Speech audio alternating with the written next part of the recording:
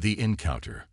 Officer John Matthews drove slowly through the quiet suburban streets, his patrol car's headlights cutting through the evening darkness. The familiar houses with their neatly trimmed lawns passed by as he completed his regular route, a routine he had become accustomed to over the years. The cool night air carried a gentle breeze, rustling through the trees that lined the sidewalks. Streetlights cast warm pools of yellow light at regular intervals, creating a peaceful atmosphere in the residential neighborhood. As he approached an intersection, the traffic light turned red. John eased his foot onto the brake, bringing the patrol car to a smooth stop. He glanced around, his years of police work having trained him to always be observant. That's when he noticed something that made his heart skip a beat. Under the glow of a nearby streetlight sat a small figure on the curb, a young black boy, no more than 8 years old, with his knees pulled tightly to his chest. Even from a distance, John could see the child's shoulders shaking with quiet sobs. The sight immediately set off alarm bells in John's mind. No child should be out alone at this hour. The traffic light changed to green, but instead of continuing straight, he carefully pulled his patrol car to the curb, about 20 feet away from where the boy sat. He didn't want to startle the child by parking too close. Turning off the engine, he left the vehicle's emergency lights on to ensure other drivers could see them. Stepping out of the car, John noticed the boy flinch at the sound of the door opening, his tear-stained face reflecting momentary panic. Just as quickly, the boy turned away, using his sleeve to hastily wipe at his cheeks. John noticed how the child's arms tightened around something he was holding against his chest, though he couldn't make out what it was in the dim light. "Hey there," John called out softly, keeping his voice warm and friendly. "I'm Officer John Matthews. Are you okay?" The boy's head snapped up, and John could see the fear in his wide eyes. But instead of answering, the boy turned his gaze back to the ground, his fingers tightening around the object he clutched protectively. Maintaining a safe distance, John crouched down to the boy's eye level, his movements deliberate and non-threatening. The cool, concrete sidewalk was barely noticeable beneath his knee as he focused entirely on the distressed child before him. "It's pretty late to be out here by yourself," John said gently. "I just want to make sure you're safe. Can you tell me what's wrong?" Silence hung heavily between them, the boy's eyes still fixed on the ground. John's heart ached for him, sensing the turmoil within. "You know, part of my job is helping people who might be having a tough time," he continued, trying to sound as reassuring as possible. "And it seems like you might be having a pretty rough night. Would you like to go somewhere safer where we can figure this out together?" The boy's shoulders tensed, his internal struggle evident. John could see the desire for help warring with the instinct to stay guarded. After several long moments, John slowly extended his hand, hoping to bridge the gap between them. "What do you say? Will you let me help you?" The boy glanced at the offered hand, and then up at John's face, searching for any sign of deception. Finding only genuine concern in the officer's expression, he finally reached out with one trembling hand, keeping the other tightly wrapped around the object pressed against his chest. "Good choice," John said softly, helping him up gently. Together, they walked to the patrol car. As John opened the back door, he watched the boy climb inside, still clutching the mysterious object. "You're safe now," he assured him as he closed the door. As he walked around to the driver's side, he couldn't help but glance back at the boy. The child sat hunched over, staring out into the night, his fingers still wrapped protectively around whatever he held. The patrol car idled quietly, the engine providing a gentle hum that filled the silence. John pulled over a few blocks from his home, wanting to understand the situation better before making any decisions. In the back seat, Caleb sat with his attention fixed on something in his hands, a photograph that he gripped so tightly his knuckles showed white against his dark skin. John shifted in his seat to face the boy better. "I know this might be scary, but I want you to know you're safe here," he said softly. "I'm Officer John Matthews, but you can just call me Officer John if you'd like." The boy remained silent for a long moment, his eyes never leaving the photo. Finally, In a voice barely above a whisper, he responded, "My name is Caleb." "It's nice to meet you, Caleb," John said warmly. "Can you tell me why you're out so late? Where did you come from?" Caleb's shoulders tensed, and he seemed to curl even further into himself. "Nowhere," he mumbled, his voice thick with unshed tears. "Is there someone I can call for you? Your parent, maybe. A relative or friend?" Caleb shook his head slowly, still not looking up. "There's no one left," he whispered. The words carried such profound sadness that John felt his heart constrict. His eyes were drawn to the photograph in Caleb's hands. The paper was worn at the edges, as if it had been handled frequently. "That must be a special picture you're holding," he said gently, hoping to establish some connection with the boy. Caleb's fingers tightened around the photo, immediately turning slightly away, making it clear he wasn't ready to share this piece of himself. John noticed how the boy's lower lip trembled, though he was clearly trying hard to maintain his composure. "It's okay," John assured him quickly. "You don't have to show me if you don't want to. I just want to help make sure you're safe." The car fell quiet again, save for the steady purr of the engine. John watched as Caleb blinked rapidly, fighting back tears. Something terrible had happened to this child.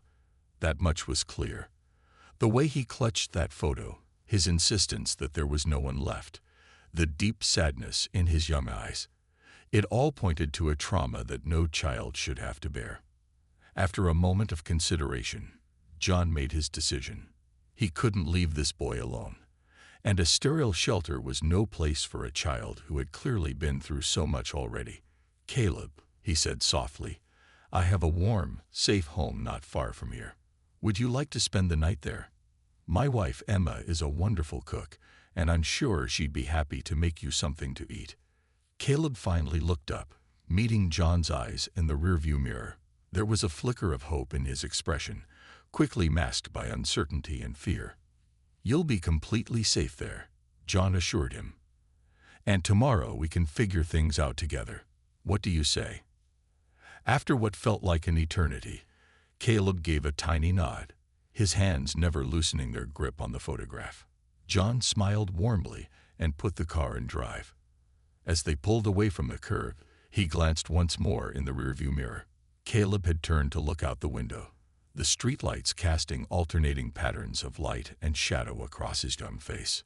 John's home came into view, the porch light casting a warm glow across the front steps as they pulled into the driveway.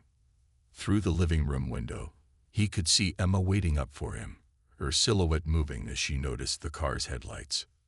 Turning to Caleb, who had somehow made himself appear even smaller in the back seat, John said softly, "We're here. That's my wife Emma at the window. She's very kind, and I promise you'll be safe with us." The front door opened, and Emma stepped onto the porch, wrapping her cardigan tightly around herself against the cool night air. Her expression shifted from concern to gentle understanding as she saw Caleb climb hesitantly from the car, still clutching his photograph. "Hello there," Emma said, her voice warm and welcoming. "Please come inside where it's warm." Caleb followed John up the path, keeping a careful distance between himself and the adults as they entered the house. Emma's nurturing presence seemed to fill the space, and the tension in Caleb's shoulders eased slightly, though his guard remained firmly in place. "You must be cold," Emma said, reaching for a soft blanket draped over the back of the couch. "Here, wrap yourself in this. Would you like some hot cocoa? It always helps me feel better when I'm upset." Caleb nodded slightly, accepting the blanket with his free hand while keeping the photo close to his chest. Emma disappeared into the kitchen, and John gestured toward the comfortable living room sofa.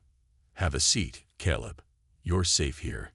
Emma returned quickly with 3 mugs of cocoa, steam rising in delicate swirls. She placed them on the coffee table and sat in the armchair across from Caleb, who had settled into the corner of the sofa, the blanket pulled tight around his shoulders. "I'm Emma," she said gently.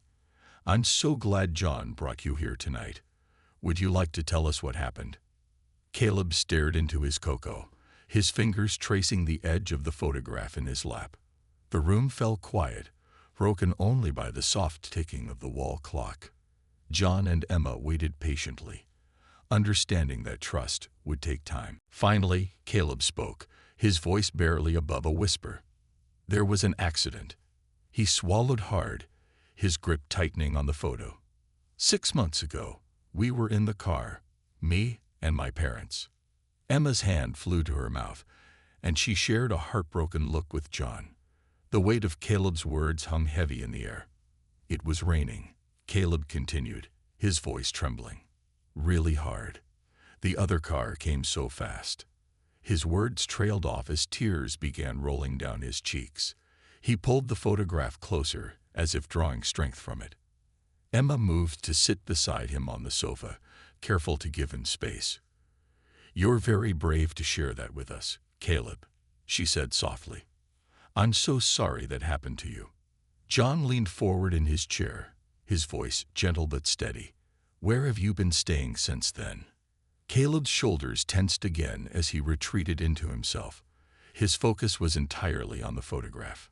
"They took me to Riverside Children's Home," he said quietly, his voice growing smaller. "I didn't have any other family. They said." Emma leaned forward, her face full of compassion.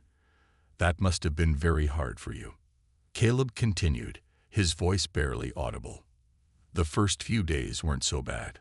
I was just sad, really sad. But then," he paused, tears streaming down his cheeks. "Then things got worse." John noticed how Caleb's fingers tightened around the photograph, a lifeline in his turmoil. "What happened?"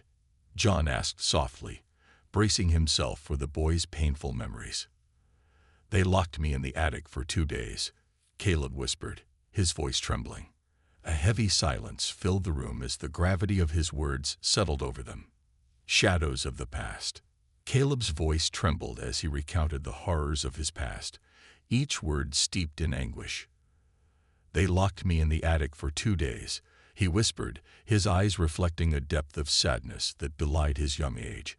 Emma's heart ached for the boy, her hand instinctively moving to comfort him on the couch. John sat forward, intent on every word, trying to understand the full extent of the trauma Caleb had endured. "It was so dark up there," Caleb continued, his hand shaking slightly as he spoke. "I screamed and banged on the door for hours. My throat hurt from yelling, but nobody came. I was up there for 2 whole days." His voice faltered, and he blinked rapidly, fighting back the tears that threatened to spill over. Emma's breath caught in her throat as she placed a gentle hand on Caleb's shoulder, the gesture a silent offering of support. "You're safe now, Caleb," she said softly, her voice trembling with emotion. "No one is going to hurt you like that again. I promise." The boy looked up at her, the flicker of hope in his eyes momentarily pushing back the shadows of fear. But the weight of his memories was heavy, and he continued, "When they finally let me out, I thought Mrs. Henderson would help me." But his voice trailed off, and his gaze fell back to the photograph in his lap, the last tangible connection to his parents. "What did she do?" John asked gently, encouraging him to share more. Caleb swallowed hard, a fresh wave of tears filling down his cheeks. "She said I must have done something bad to make the other kids lock me up there. She wouldn't let me have any food that day either. She said I needed to learn my lesson." His voice broke, and he buried his face in the blanket, shaking with silent sobs. John's heart ached at the realization of what this boy had suffered. The injustice of it clawed at him, and he felt a surge of anger toward the adults who had failed to protect Caleb. "Caleb, what Mrs. Henderson did was wrong. Very wrong.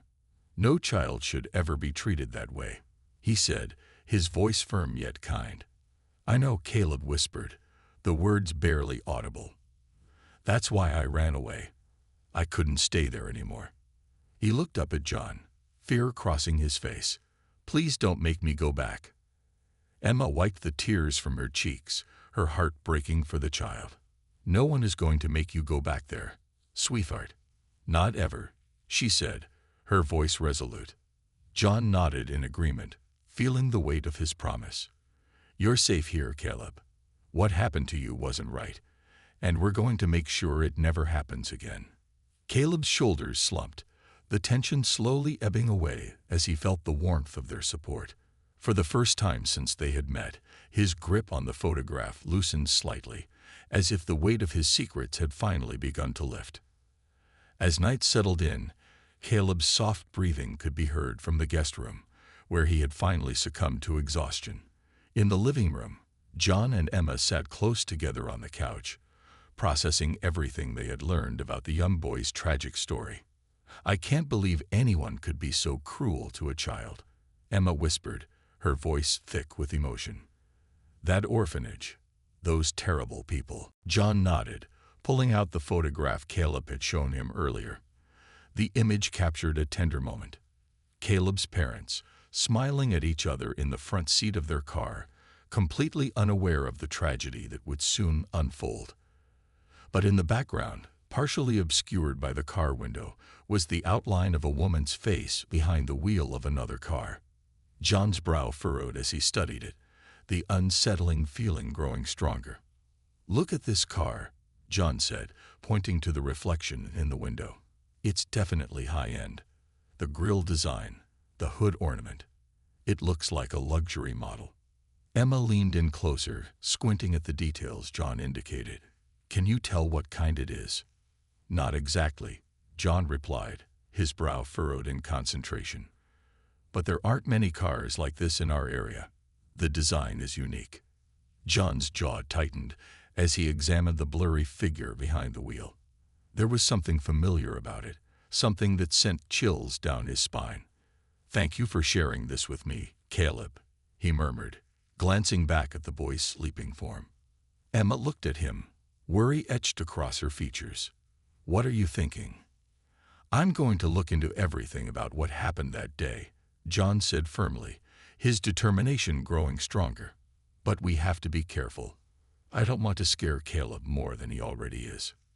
"Right," Emma said softly, concern mingling with resolve. "Let's focus on making him feel secure first. That's what he needs right now." John nodded, placing the photograph carefully back into his pocket.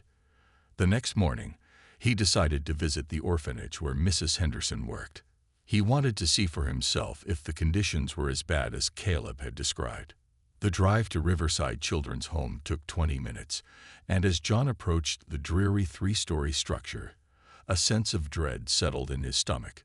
The building loomed before him with peeling paint and rusty gutters, dead leaves scattered across the unkempt lawn. Several windows were covered with aged newspapers instead of curtains, creating a facade of neglect that made his heart ache for the children inside. Once inside, the air felt stale and cold. A receptionist directed John to the warden's office, where Mrs. Henderson sat behind a cluttered desk. She was a heavy-set woman with small, calculating eyes and thin lips pressed into a permanent frown. "Officer Matthews," Mrs. Henderson said, barely glancing up. "What brings you here?" "I'm here about a child who ran away from here," John stated firmly, meeting her gaze with determination. "Caleb Thompson. He told me about his treatment here." Mrs. Henderson's expression hardened, and John noticed the dismissive flicker in her eyes. "That black naughty kid ran away, didn't he? Typical." John's fingers curled into fists at his sides, trying to keep his composure. "You mean the 8-year-old boy you locked in an attic for 2 days? How could you think that's acceptable treatment?" Her smug smile faltered slightly, but she quickly regained her composure. "He was disciplined appropriately. That boy needed a firm hand. Always causing problems, that one." John felt anger rising within him.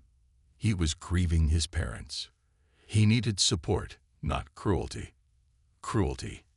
Mrs. Henderson scoffed. "Always playing that card, aren't they?"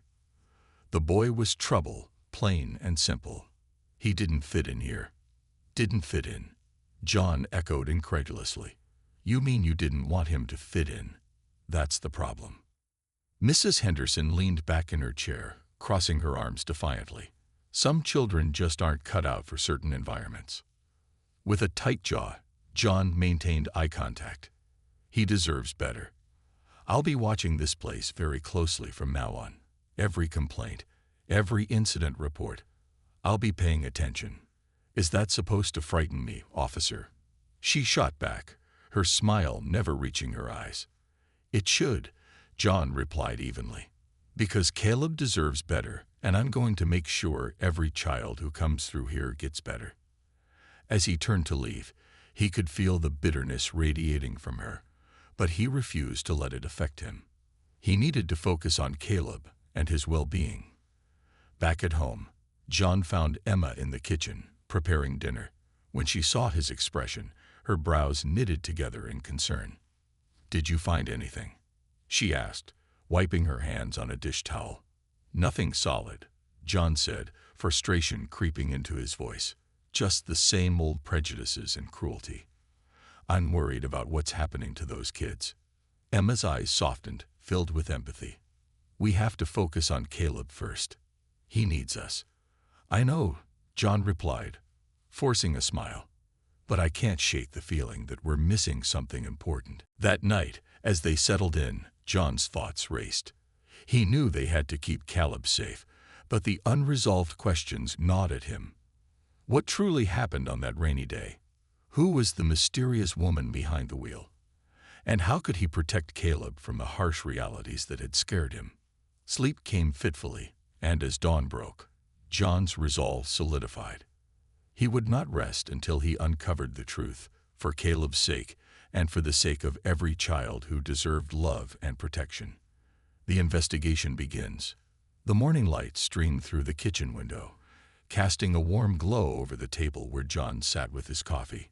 Emma moved about, preparing breakfast, but John's thoughts were still tangled in the events of the previous night. He kept glancing toward the guest room, where Caleb slept peacefully, unaware of the turmoil swirling around him. "John," Emma said softly, breaking his reverie as she placed a plate of pancakes in front of him. "What's on your mind?" He took a deep breath, setting his mug down. "I just can't shake this feeling that there's more to Caleb's story than we know. I need to find out what really happened to his parents. That accident, it can't just be a random tragedy." Emma nodded, her expression thoughtful. "You're right. But we also need to be careful not to overwhelm him. He's been through so much already." "Of course," John replied, running a hand through his hair. "I just want to make sure he feels safe here first. But I also need to dig deeper into that accident. If there's any chance it was more than just a freak occurrence, I have to know." After breakfast, John decided to begin his investigation by revisiting the accident scene. He thought it would be helpful to familiarize himself with the area where the tragedy had occurred, hoping to find any details that could lead to answers. He grabbed his notebook, jotted down a few notes, and kissed Emma goodbye before heading out. As he drove through the neighborhoods, he couldn't help but feel a sense of purpose building within him. The streets felt familiar, but with each passing mile, he felt the weight of Caleb's story pressing on his shoulders. The accident site was a short drive away, located on a main road that wound through the outskirts of town, bordered by tall trees that shielded the area from the surrounding homes. When he arrived, John parked his patrol car on the shoulder and stepped out, the morning air crisp and invigorating.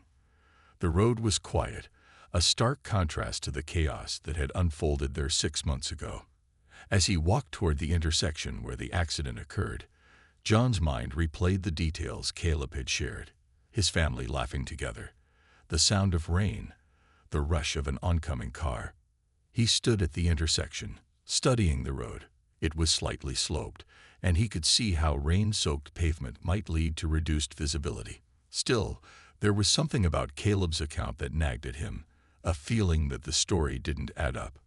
John glanced at the nearby trees lining the road, their leaves whispering in the gentle breeze.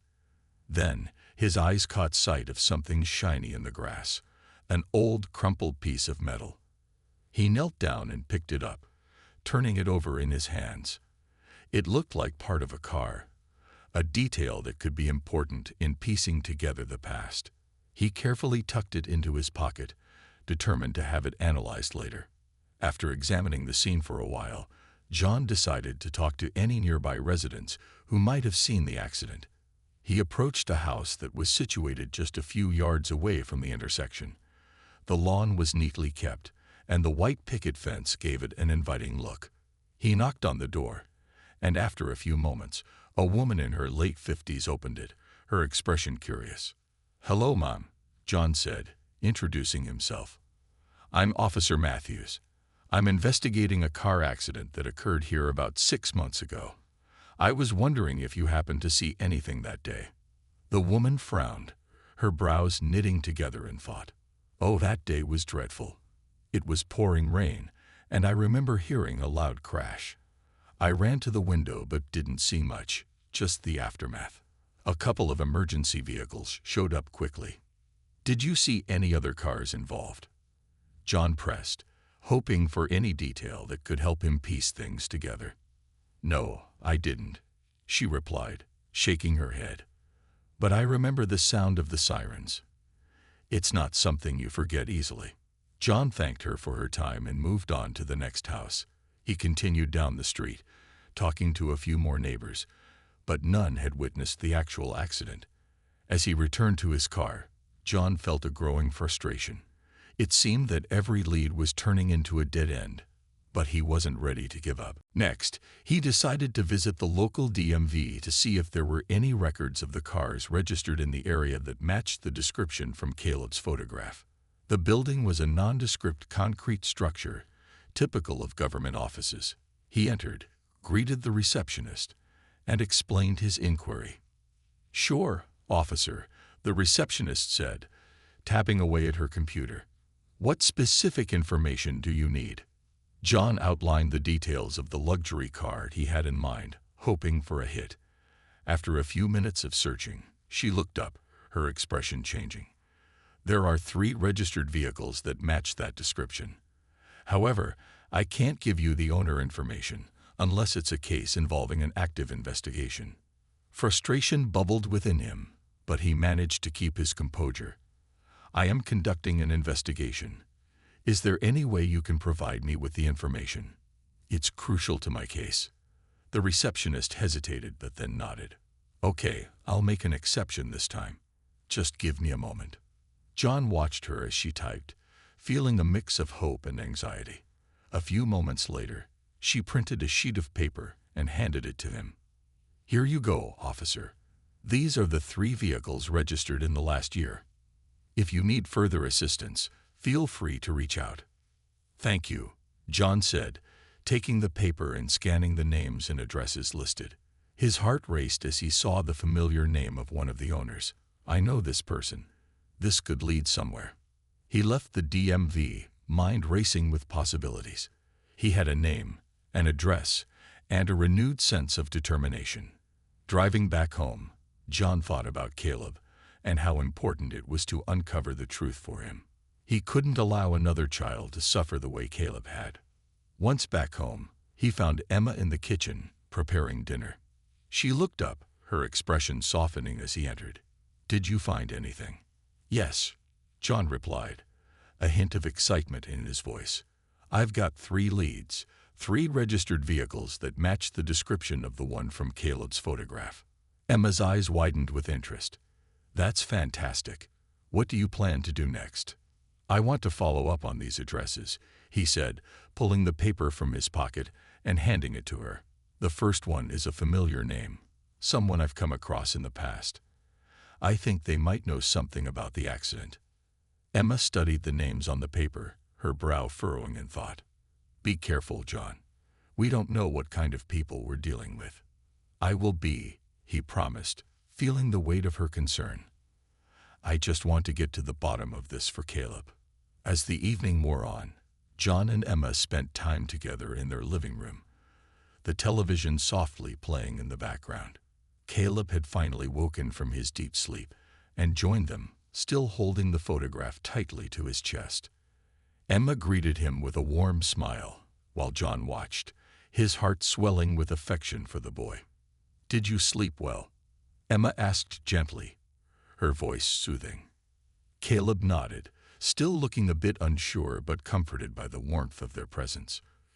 "Can I have some more cocoa?" he asked shyly, glancing toward the kitchen. "Of course." Emma replied, moving to refill his mug. Caleb took his seat on the couch, settling in and allowing himself to relax for the first time since John had found him. John watched the boy for a moment, noting the way the photograph seemed to anchor him, a piece of his past that held both joy and pain. "Caleb," John began carefully, "if you feel comfortable, I'd like to talk a bit more about your parents. You don't have to if you don't want to, but I want to make sure you're okay." Caleb's gaze dropped to the photo in his lap, and he hesitated. "Okay," he finally said, his voice barely above a whisper. John exchanged a glance with Emma, who nodded encouragingly. "You're safe here, Caleb. We just want to understand what you went through so we can help you." After a moment of silence, Caleb took a deep breath. "My mom and dad were really nice," he started, his voice trembling slightly. "They always made me laugh. We went to the park every Saturday. They let me take my camera, and I would take pictures of everything." A fond smile spread across Caleb's face as he spoke of his parents, and John felt a surge of warmth in his chest. "That sounds wonderful," he encouraged. "What kind of things did you like to photograph?" "Everything," Caleb replied, his enthusiasm returning momentarily. "The flowers, the ducks in the pond. I even took a picture of the ice cream truck once. They were always happy when I took pictures." As Caleb talked, John and Emma listened, feeling the joy that the boy had experienced in those moments. It was a stark contrast to the grief that followed, and John knew he needed to let Caleb share as much as he wanted. "What happened that day?" John asked gently, his voice low and steady. Caleb's smile faded, replaced by a shadow of sadness. "It was raining really hard. We were on our way home from the park, and I wanted to take a picture of the raindrops on the window." His voice caught, and John leaned in, encouraging him to continue. "And then, there was another car coming. I remember my mom screaming." Tears filled Caleb's eyes as he recounted the memory, and Emma moved closer, wrapping an arm around him. "It's okay, Caleb," she whispered softly, rubbing his back gently. "I was so scared," he continued, his voice trembling. "I thought we would be okay. But then everything went black." John felt a lump in his throat as he watched Caleb relive the moment. "What happened after that?" he asked, keeping his tone gentle. "I woke up in a hospital," Caleb said, his voice barely audible. "They told me my mom and dad were gone. I didn't understand. I thought they were just sleeping." John felt the weight of Caleb's grief pressing down on him, a stark reminder of the pain the boy had endured. "I'm so sorry, Caleb," he said, his heart breaking for the child. "You've been so brave." Caleb wiped his eyes with the back of his hand. "I just want to remember them," he said softly, clutching the photograph tightly once more. "I don't want to forget." "You won't forget," Emma assured him, her voice filled with warmth. "We'll always remember them with you, and we're here for you now." As the evening wore on, John realized the importance of keeping Caleb's memories alive, of honoring his parents, while also helping him heal. He glanced at Emma, who was nodding in agreement. Together, they would protect Caleb, giving him the love and support he so desperately needed. With renewed determination, John prepared to follow up on the leads he had gathered, knowing that every step he took was not just for himself, but for the child who had captured his heart. Caleb was safe now, and John would do everything in his power to ensure he stayed that way, uncovering the truth behind the shadows of the past that loomed over him. The chase for truth. As the sun dipped below the horizon, casting the world in a golden hue, John Matthews felt a surge of urgency pulse through him. The cozy warmth of his home, filled with laughter and the aroma of Emma's cooking, stood in stark contrast to the storm brewing in his mind. He couldn't ignore the haunting memories Caleb had shared, nor the growing conviction that uncovering the truth behind the boy's past was imperative. After a long evening filled with stories and laughter, Caleb had retired to the guest room, still clutching the precious photograph that connected him to his parents. Emma had gone to check on him, leaving John to ponder the leads he had gathered earlier that day. He knew he needed to act quickly to prevent the shadows of the past from looming too long over Caleb's future. The following morning, John made a plan to visit the addresses of the registered vehicles associated with the accident. The first name on his list was one he had encountered before, Harold Wilson. A respected member of the community, Harold had a reputation for being philanthropic, yet John couldn't shake the feeling that there was more lurking beneath the surface. "Be careful, John," Emma had said when he shared his plans over breakfast. "We don't know what we're dealing with, especially if it involves the accident." "I will," John assured her, feeling the weight of her concern. "But I have to follow this lead. For Caleb." With that resolve in mind, John set out, driving through the familiar streets that led him to Harold Wilson's upscale neighborhood. The houses were grand, with manicured lawns and well-kept gardens, embodying a lifestyle that felt distant from Caleb's recent experience. As he approached Harold's residence, he noticed the sleek luxury car parked in the driveway, the same model he had seen in Caleb's photograph. John parked across the street, taking a moment to gather his thoughts. He understood that confronting Harold would be delicate. The man was known for his charm and charisma, but John was determined to see past that facade. He stepped out of his patrol car and walked up to the door, his heart pounding in his chest. He rang the doorbell, and a moment later, Harold appeared, his expression shifting from surprise to a cautious smile. "Officer Matthews, to what do I owe this visit?" "Good morning, Mr. Wilson," John replied, keeping his tone professional. "I'm here to ask you a few questions regarding the accident that took place 6 months ago. I understand you were in the area that day."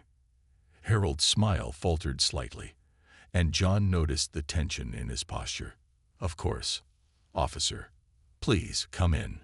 He stepped aside, allowing John to enter the lavish home. As John crossed the threshold, he took in the elegance of the interior, ornate furnishings, family photos adorning the walls, and a scent of expensive cologne lingering in the air. It all felt so starkly different from the life Caleb had described. "Can I get you something to drink? Coffee? Water?" Harold asked, leading John into a comfortable sitting room. "No, thank you," John replied, settling into an armchair, his gaze steady on Harold. "I'd prefer to get straight to the point. Can you tell me about the day of the accident? What you remember?" Harold hesitated, his brow furrowing as he searched for the right words. "It was a rainy day, as you know. My wife and I were driving home from visiting some friends. I remember the sound of the rain against the windshield, how it made the visibility poor." John nodded, noting the man's careful choice of words. "Did you see any other vehicles involved? Perhaps a family in a black car?" The question seemed to catch Harold off guard.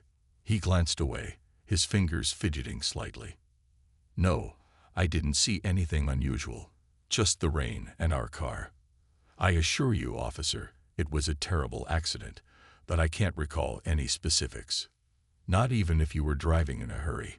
John pressed gently, watching the man closely for any signs of evasion. "Absolutely not.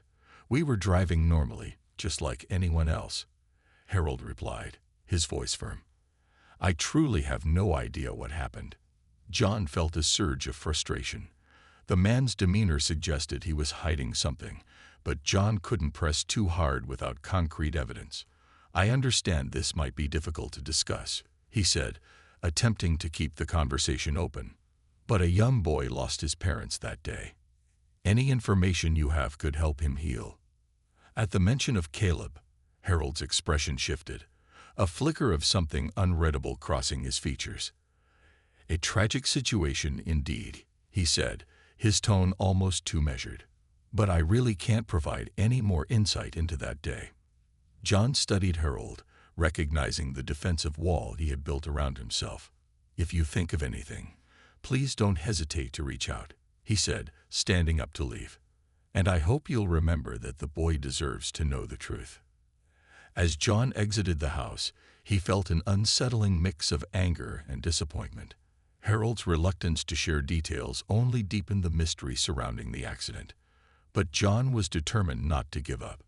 He had 2 more addresses to follow up on, and he wouldn't rest until he uncovered the truth. The next address led John to a well-kept suburban home, where an elderly couple welcomed him with curiosity. The woman, Mrs. Henderson, greeted him at the door, her face warm but cautious. "What can I do for you, officer?" "I'm investigating the accident involving a young boy and his parents," John explained, maintaining a friendly demeanor. "I was hoping you could share what you remember about that day." "Oh dear, yes. It was a dreadful storm, wasn't it?" she replied, a frown creasing her forehead. "I remember it well. We were having tea when we heard the crash. My husband rushed to the window, and we both saw the emergency vehicles arrive. Did you see anything else? Perhaps a car you recognized?" John prompted. Mrs. Henderson shook her head. "I didn't see much, just flashes of lights in the rain. We didn't think much of it at the time." As she spoke, John noticed the nervous glances exchanged between the couple. Something was off, but he couldn't quite put his finger on it. "Did you know the family involved?" he asked, his tone careful. "I didn't know," she replied quickly. "Just a terrible tragedy." John sensed that the couple was holding back, but he also didn't want to push too hard. "If you happen to remember anything else, please let me know.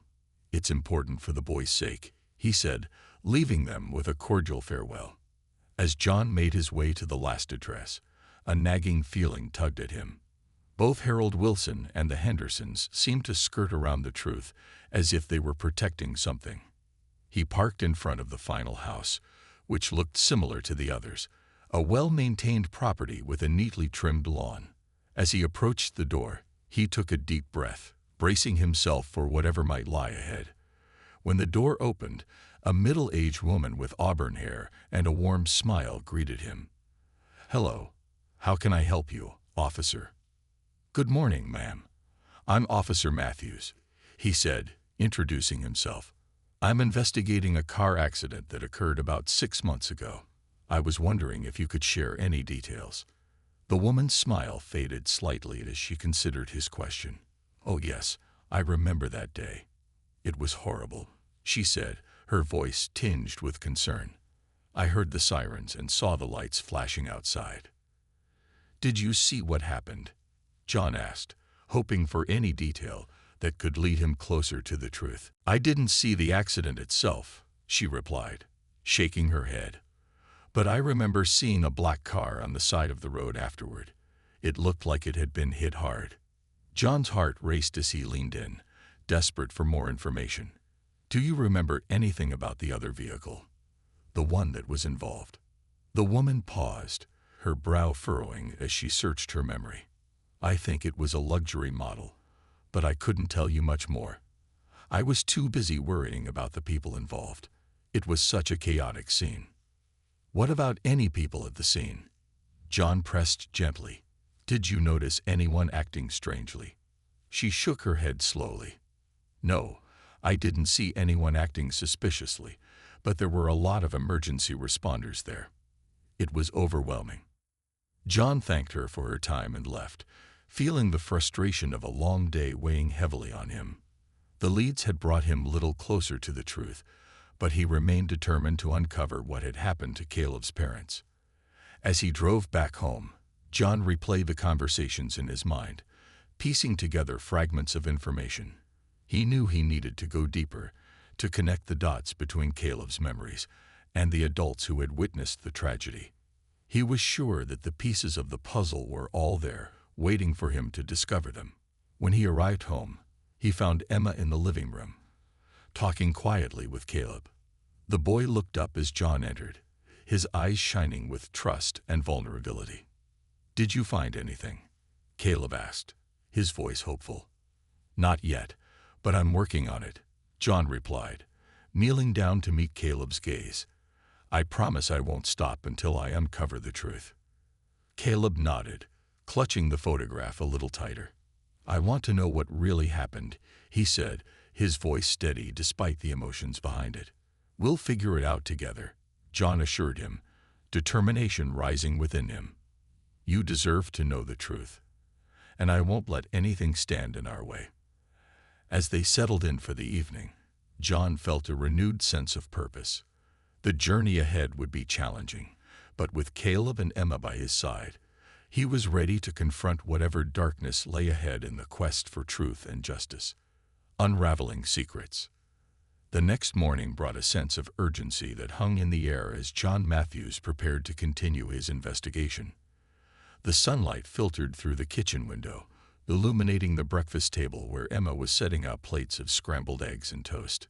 Caleb, still clutching the photograph, sat quietly, his eyes occasionally darting toward John, as if searching for reassurance. "Morning, everyone," John said, trying to infuse his voice with a sense of normalcy despite the weight on his shoulders. "Good morning," Emma replied cheerfully, though her concern was evident. She poured a glass of orange juice for Caleb and placed it in front of him. "Did you sleep well, Caleb?"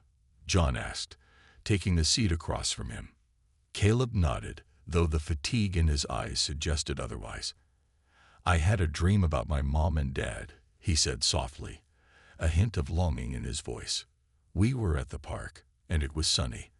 I was taking pictures of the flowers." John felt a pang in his heart, recognizing how precious those memories were to the boy. "That sounds like a nice dream," he encouraged, wanting to keep the conversation light, but knowing they had a difficult day ahead. "What kind of flowers did you see?" "Red ones. They were really bright," Caleb said, a small smile creeping onto his face. "Maybe we can find some red flowers today," Emma suggested, looking at John meaningfully. A little outing could help lift his spirits. John smiled back, appreciating her thoughtfulness. "That sounds great, but first, I need to follow up on some leads. I'm going to visit one of the addresses again, the last one I checked out. Something feels off about it." After breakfast, John made his way to the final address on his list, the home of a man named Harold Wilson. There was a nagging feeling that the man knew more than he was letting on, and John was determined to dig deeper. As he drove, he replayed the conversations from the past few days in his mind, hoping to piece together the puzzle surrounding Caleb's tragic past. Upon arriving at Harold's house, John noted the pristine condition of the property. The manicured lawn and perfectly aligned garden gnomes suggested a man who took great pride in appearances. But John was no stranger to facades, and he felt an instinctual urge to peel back the layers. He knocked on the door, and Harold answered almost immediately, a surprised expression on his face. "Officer Matthews, back so soon." "Mr. Wilson," John said, keeping his tone professional. "I have a few more questions regarding the accident. If you have a moment, I'd appreciate your cooperation." Harold's smile faded slightly as he stepped aside, allowing John to enter. The living room was filled with expensive decor, a stark contrast to the chaos of the life Caleb had recently endured. John took a seat in a plush armchair, noticing the way Harold fidgeted, his hands clasped tightly in front of him. "I understand this can be difficult, but your insights are crucial," John began. "Can you tell me about the day of the accident again? Any details you might remember?" Harold's gaze flickered away, and John could sense the man's discomfort. "I've already shared what I can. It was a rainy day, and I really don't have any more details," he replied, his voice wavering slightly. "Are you sure about that?" John pressed gently. "A young boy lost his parents that day. His name is Caleb, and he's staying with us now. I need to know what happened for his sake." Harold's expression shifted, his defenses momentarily lowered. "I didn't mean to be unhelpful, officer. It was a traumatic experience. I didn't witness the crash. I only saw the aftermath." "What did you see?" John asked, leaning forward, his voice steady but firm. "I heard the sirens, but when I looked out, it was chaos. People were rushing about, and there was a black car, my car, parked nearby," Harold said, his voice tightening. "Your car?" John echoed, noting the shift in the conversation. "What do you mean?" "I was visiting a friend in the area that day," Harold said, his tone evasive. "I just parked on the side of the road. But I assure you, I wasn't involved in the accident." John narrowed his eyes, sensing that there was more. Did you see anyone else? Any suspicious activity? Not that I remember, Harold replied quickly, avoiding eye contact. It all happened so fast. John felt frustration rising. Mr. Wilson, if you have any information that could help Caleb or clarify what happened, it's imperative that you share it. Keeping secrets won't help anyone, especially a child who has already suffered so much. Harold's face paled, and for a moment, John thought he might break. Look, I was driving that day, but I wasn't speeding. I was just trying to get home, he stammered. I had a lot on my mind. My wife, she's been sick, and I had just come from the hospital. John noted the hint of desperation in Harold's voice. If you had something weighing on your mind, why didn't you mention that before? Because it has nothing to do with the accident. Harold snapped, his frustration boiling over. I was just distracted. It was an unfortunate event, but I can't bear the thought that I was responsible. The raw emotion in Harold's voice made John hesitate. So you admit you were driving the car involved? Yes, Harold replied, his voice barely a whisper. But I didn't see the other vehicle until it was too late. I swear. John paused, his heart pounding. He was finally getting somewhere, but he needed to tread carefully.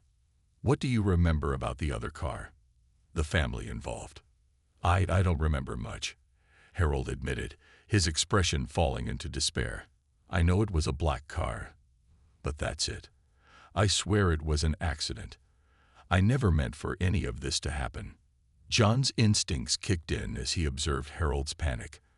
I believe you didn't intend for anything to happen, but your negligence led to a tragic outcome. Caleb deserves to know the truth about his parents' last moments. I didn't know they were gone until later, Harold exclaimed, tears brimming in his eyes. I didn't even realize I had hit anyone. I just panicked and drove away. Please don't blame me for what happened. John felt a wave of compassion wash over him, tempered by the urgency of the situation. It's not about blame, Mr. Wilson. It's about getting to the truth for Caleb.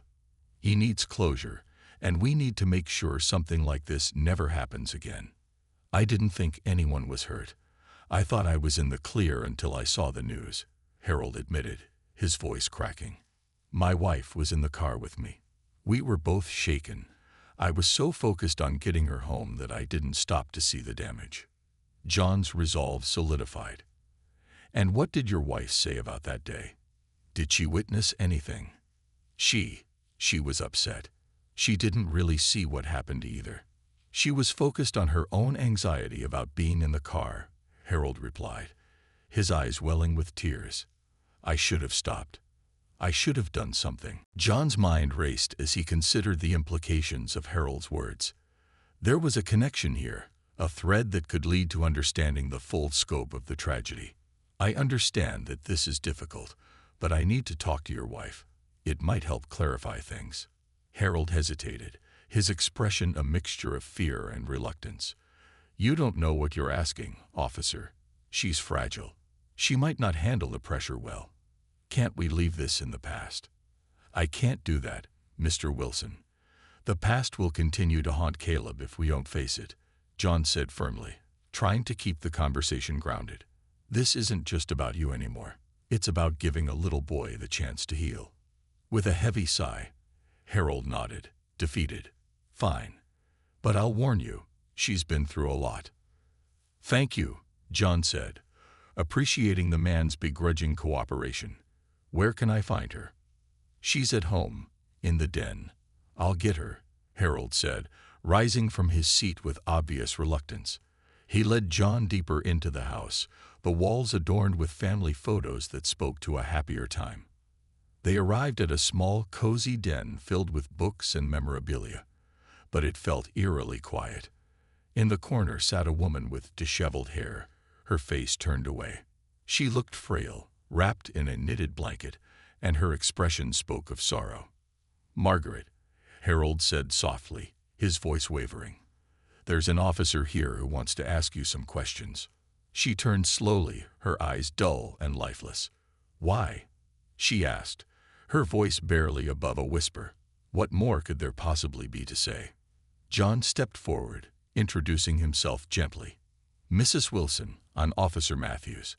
I understand that this is a difficult time for you, but I need to ask you about the accident. Caleb, the boy who lost his parents, he's living with us now. He needs answers. Margaret's eyes widened with recognition, and she stared blankly at John. That poor child, she murmured. I can't even bear to think about it. John approached carefully, sensing her fragility. I understand this is painful, but I promise you, sharing what you remember might help him heal. It's important to give him some closure. She looked at Harold, her brow furrowing as she seemed to process his presence. I don't know what I can tell you that would matter, she said finally, her voice trembling. I barely remember that day. I was so consumed with my own fears. Anything you remember could be helpful, John urged gently. Did you see anything unusual during the drive? Anyone who might have been following you?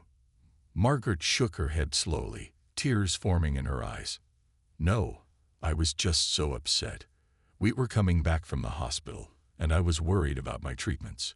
It felt like everything was closing in on me.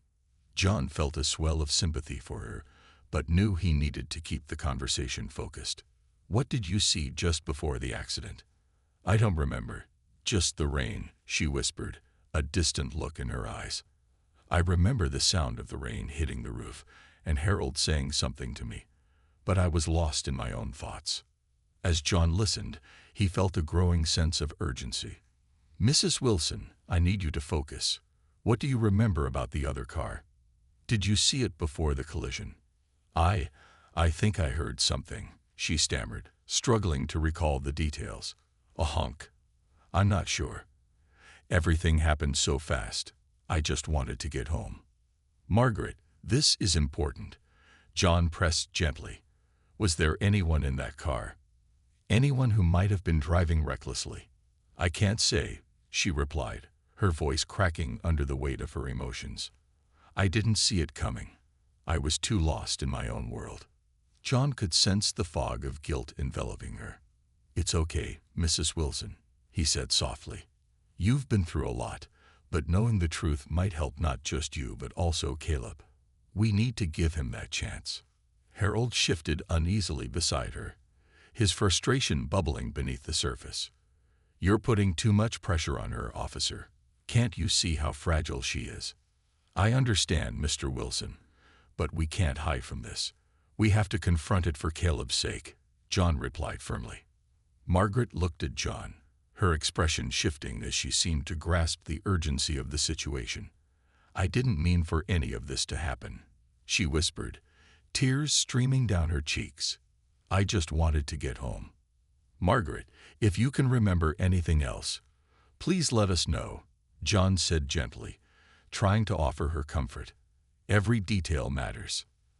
As he stepped away from the Wilson home, John felt a mix of hope and frustration. He had gathered more pieces of the puzzle, but the picture remained obscured. The shadows of that day still loomed, threatening to engulf Caleb's future unless he could illuminate the truth. Determined, John returned home to share what he had learned with Emma and Caleb.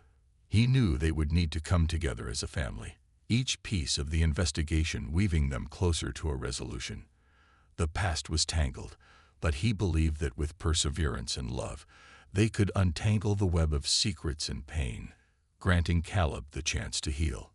As he entered the house, the familiar warmth enveloped him, a stark contrast to the emotional turmoil he had just left behind. Emma looked up from the kitchen, a smile spreading across her face. How did it go? I learned some things, John said, his expression serious. But we're not there yet. I think we're close to uncovering the truth, but it's still buried under layers of fear and guilt. Emma nodded, her eyes reflecting her understanding. Caleb deserves to know what happened. He needs closure. Exactly, John replied, glancing toward the guest room where Caleb was still resting. We'll figure this out together. As they settled in for the evening, John couldn't shake the feeling that they were on the brink of discovery. The journey had been long and fraught with emotional upheaval, but he knew that each step brought them closer to healing. And with that hope in his heart, he turned to Emma, ready to face whatever lay ahead. Together, they would uncover the truth and offer Caleb the love and security he so desperately needed. A new beginning. The following morning dawned bright and clear, as if the universe was offering a fresh start. John Matthews awoke with a sense of purpose pulsating through him. Today was the day he would confront the truth behind the accident that had torn Caleb's world apart. He had no intention of letting the past continue to haunt the boy. As he stepped into the kitchen, he found Emma already preparing breakfast. The familiar scent of pancakes wafted through the air, mixing with the aroma of freshly brewed coffee. Caleb sat at the table, looking more at ease than he had since arriving at their home. The tension in his shoulders seemed to have eased, perhaps buoyed by the warmth of their family dynamic. "Good morning, Caleb," John greeted, ruffling the boy's hair affectionately. "How did you sleep?" "Better," Caleb replied, a hint of a smile on his lips. He glanced at the photograph resting beside him on the table. "I dreamed about the park again. It was sunny, and my mom and dad were laughing." "That's wonderful," Emma said, placing a stack of pancakes in front of him. "Why don't you tell us about it while you eat?" As Caleb began to recount his dream, John felt a rush of gratitude wash over him.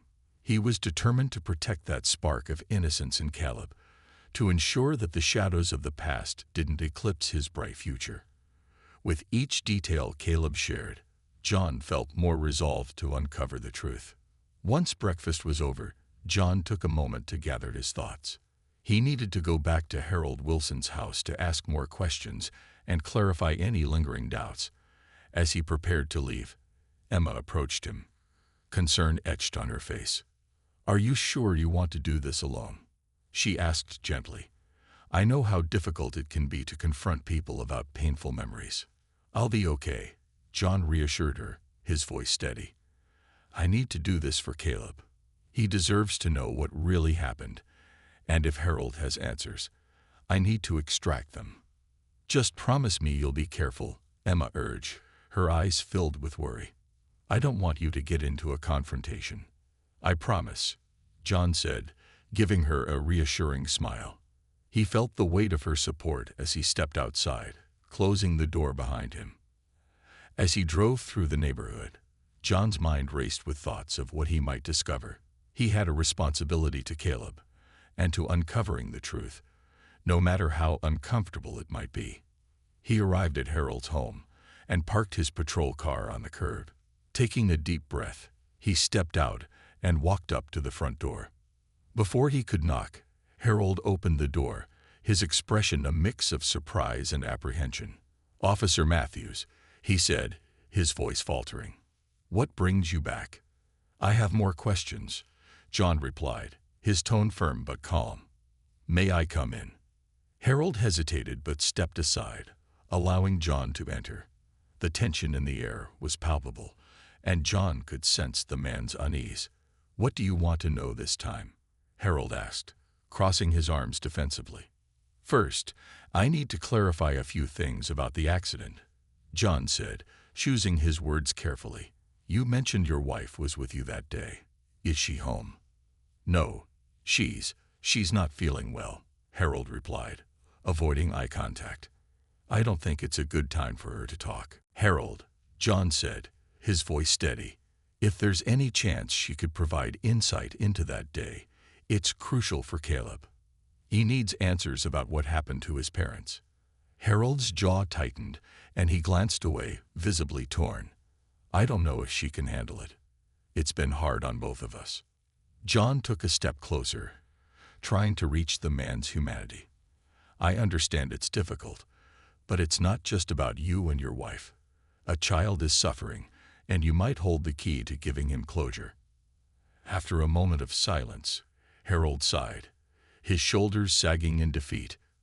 "Fine, I'll call her, but she might not be in a good state to speak." He turned and walked down the hallway, leaving John standing in the living room.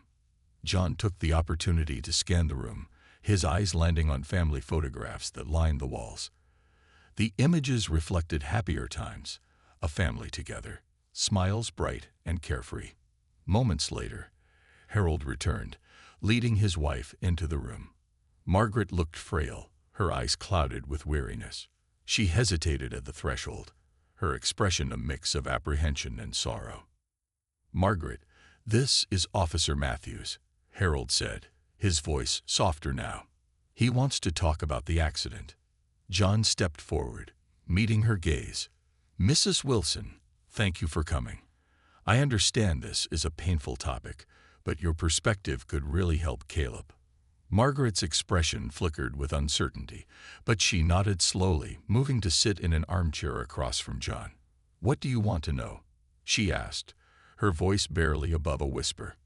"I'd like to hear your account of that day," John said gently. "Anything you remember, no matter how small, could be important."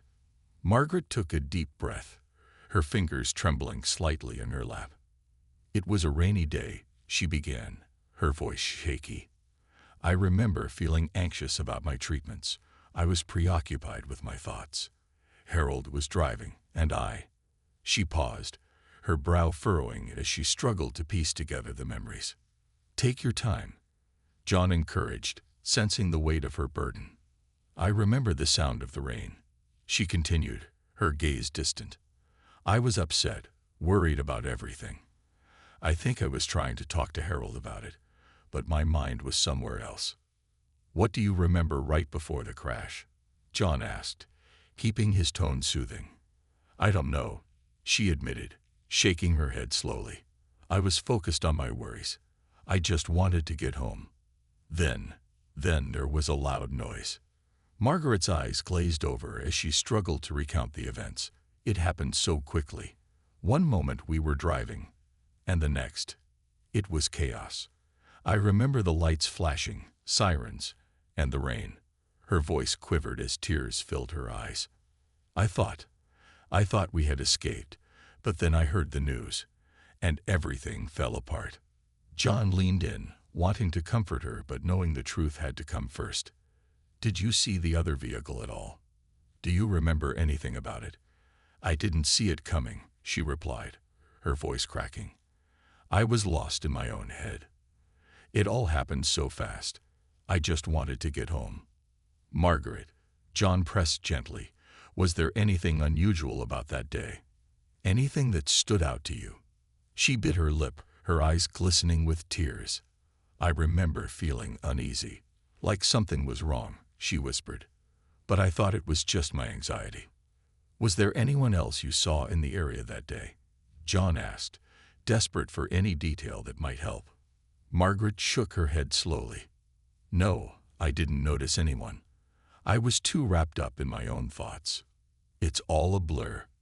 John felt frustration mounting, but knew he needed to remain calm.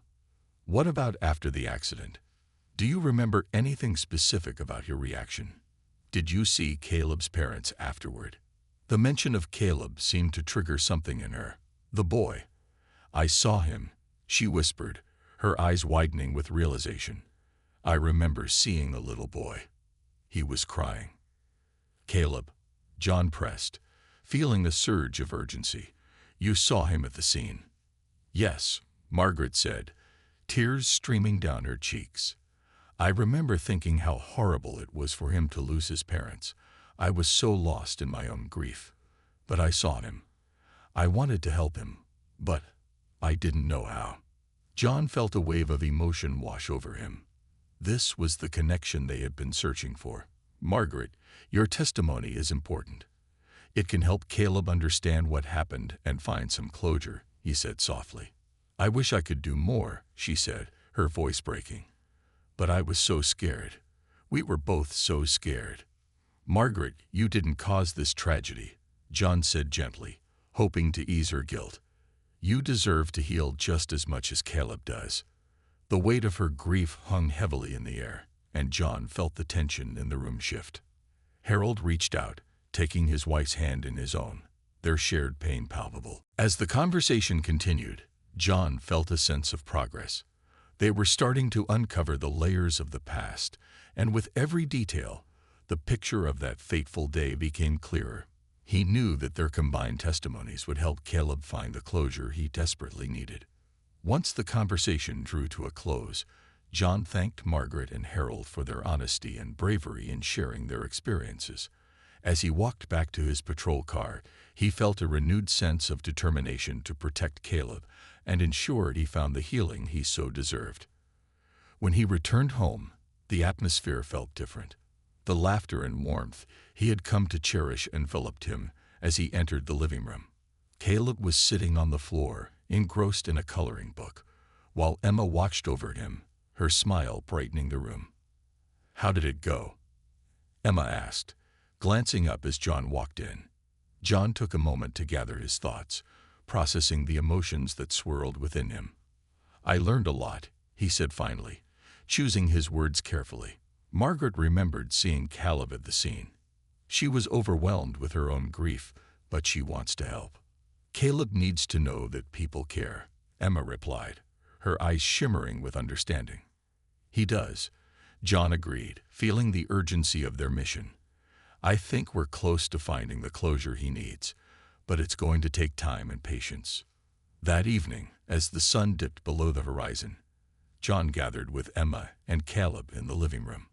The atmosphere felt warm and inviting, a stark contrast to the darkness that had clouded Caleb's past. "Caleb," John began gently, knowing how important this moment was, "we've been talking to some people who might help you understand what happened to your parents that day." Caleb looked up, his eyes wide with curiosity and hope. "What did they say?" "Your parents loved you very much," John said, choosing his words carefully. "They were good people who would want you to be happy. And we're here to help you through this." Caleb's expression shifted, a mixture of uncertainty and yearning filling his gaze. "Will I ever see them again?" John felt a lump in his throat, knowing the answer was difficult.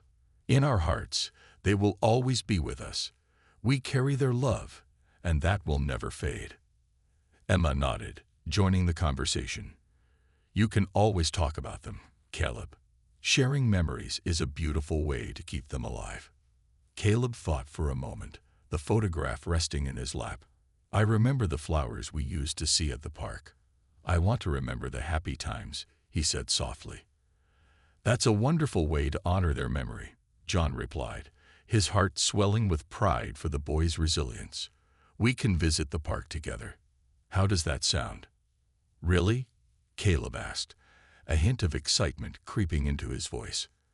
"Absolutely," Emma said, her eyes sparkling with enthusiasm. "We'll make a day of it, just the three of us." Caleb's smile grew wider, and in that moment, John felt the heaviness of the past begin to lift. They were on a journey toward healing, and it started with love, support, and the promise of brighter days ahead.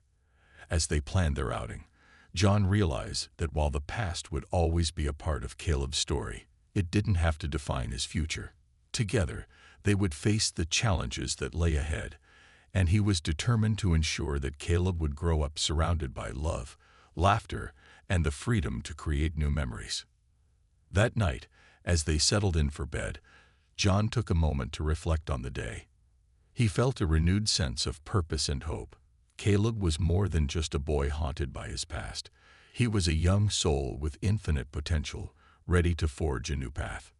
In the days that followed, John continued his investigation, determined to uncover every detail of the tragedy that had shaped Caleb's life. He would not stop until he had brought the truth to light, ensuring that Caleb could step into the future unburdened by the shadows of the past. As he looked at Caleb, who had nestled into the blanket on the couch, the photograph clutched tightly in his small hands, John knew that together they would navigate the complexities of healing, one step at a time. The journey ahead would be challenging, but with love and determination, they would uncover the strength within themselves to embrace a brighter tomorrow.